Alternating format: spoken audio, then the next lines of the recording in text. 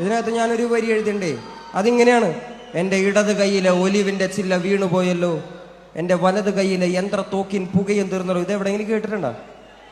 നിങ്ങൾ കേട്ടിരിക്കാൻ വഴിയില്ല. നമ്മുടെ നാട്ടിലുള്ള മുതിർന്ന രാഷ്ട്രീയ നേതാക്കൾ പോലും കേട്ടിരിക്കാൻ വഴിയില്ല. ഇത് യാസർ അറാഫത്ത് എന്ന് പറയുന്ന പാലസ്തീൻ വിമോചന പോരാളി ഉണ്ടായിരുന്നു. കേട്ടിട്ടുണ്ടോ യാസർ അറാഫത്തിനെ?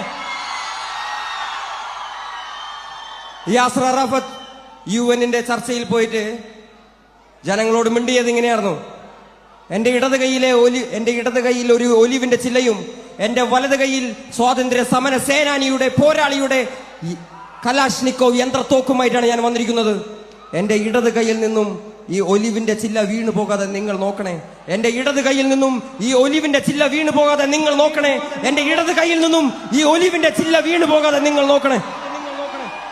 ഇടത് കൈയിലെ ഒലിവിന്റെ ചില്ല വീണു പോയല്ലോ, എൻ്റെ വലത് കൈയിലെ യന്ത്രത്തോക്കിൻ തിരയും തീർന്നല്ലോ.